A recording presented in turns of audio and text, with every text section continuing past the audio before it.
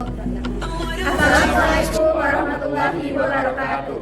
Kami dari kelompok 4 Praktikum Biokimia 1 yang beranggotakan saya Sabeda Arzeni dengan ujung NIM 05, saya Rajuhan Tazlila dengan ujung NIM 07, Saya Devil Hido dengan ujung NIM 23. dan saya Tika Ramayanti dengan ujung NIM 63. Pada video kali ini kami akan melakukan percobaan praktikum biokimia 1.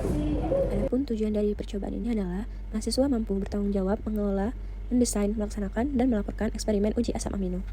Asam amino merupakan senyawa organik penyusun protein yang memiliki gugus amino dan karboksil.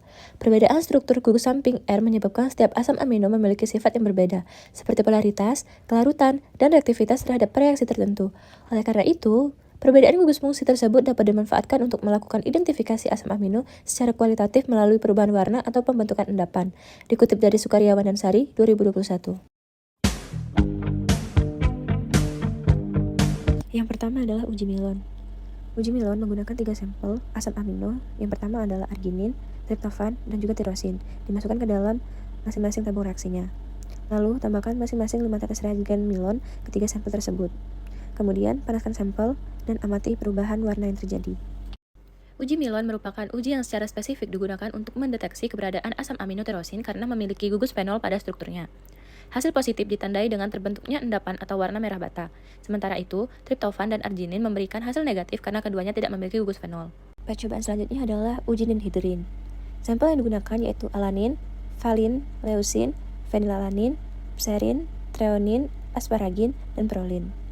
Tambahkan 5 tetes larutan ninhidrin 0,1% ke dalam 3 ml larutan asam amino 1%. Kemudian, panaskan hingga mendidih. Uji ninhidrin digunakan untuk mendeteksi keberadaan gugus amino bebas, terutama gugus amino primer, yang umumnya menghasilkan warna ungu. Berbeda dengan asam amino lainnya, prolin menghasilkan warna kuning karena memiliki gugus amino sekunder. Sementara itu, asparagin dapat memberikan hasil negatif atau reaksi yang sangat lemah di dalam kondisi tertentu. Hasil uji ninhidrin dipengaruhi oleh struktur asam amino, terutama jenis gugus amino dan karakteristik rantai sampingnya. Percobaan selanjutnya yaitu uji kelarutan. Yang pertama, tempatkan 0,5 ml sampel asam amino. Sampel asam amino tersebut dimasukkan ke dalam tabung reaksi yang berisi 4 pelarut yang berbeda, yaitu kloroform, air atau H2O, NaOH, dan juga HCl. Lalu masukkan tabung reaksi ke dalam penangas air, kocok tabung secara menyeluruh, kemudian biarkan larutan selama sekitar 1 menit.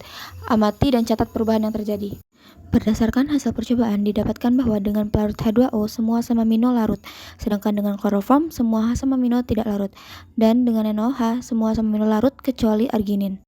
Hasil dari uji kelarutan tersebut sudah sesuai dengan teori yang ada karena uji kelarutan menggunakan prinsip like dissolve like. Untuk melakukan uji satu protein, berikan 5 tabung reaksi label, kemudian tambahkan 0,5 ml masing-masing larutan asam amino dan larutan fenol ke masing-masing tabung reaksi tersebut. Lalu tambahkan beberapa tetes asam nitrat pekat. Kemudian bandingkan warna dengan yang diberikan oleh belangko menggunakan air sebagai gantinya. Sekarang dinginkan di bawah keran dan dengan hati-hati. Tambahkan 5 tetes natrium hidroksida 10 ml untuk membuat larutan menjadi sangat basah. Selanjutnya, uji Hopkins-Cole. Digunakan 3 sampel asam amino yaitu triptofan, tirosin, dan juga lisin. Nah, masing-masing larutan sampel dimasukkan sebanyak 2 ml ke dalam tabung reaksi. Kemudian ke dalam masing-masing larutan ditambahkan 5 tetes reagen Hopkins-Cole. Selanjutnya, asam sulfat pekat atau H2SO4 ditambahkan secara perlahan. Penambahan dilakukan secara perlahan agar terbentuk lapisan antara larutan sampel dengan H2SO4.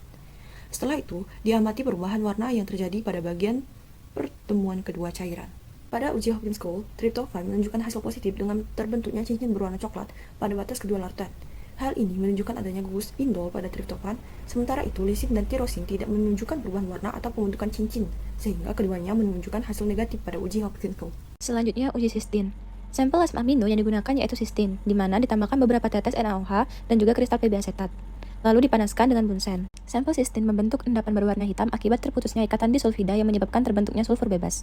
Pengujian ini digunakan secara spesifik untuk mengidentifikasi keberadaan jembatan disulfida dalam protein. Selanjutnya itu adalah reaksi sistin. Pertama, siapkan beberapa kristal sistin hidroklorida, kemudian larutkan ke dalam 5 ml air. Tambahkan 0,5 ml larutan natrium nitroprosida dengan konsentrasi 1%. Selanjutnya, tambahkan 0,5 ml amonium hidroksida ke dalam larutan. Setelah semua bahan ditambahkan, amati perubahan yang terjadi pada larutan. Berdasarkan teori, reaksi sistin dengan natrium nitroprosida dalam suasana basah menghasilkan warna coklat kemerahan. Namun, pada percobaan ini diperoleh warna kuning kecoklatan. Hal ini menunjukkan adanya perubahan warna, tetapi hasilnya tidak sesuai dengan warna teoritis yang dapat dipengaruhi oleh konsentrasi reaksi atau kondisi percobaan.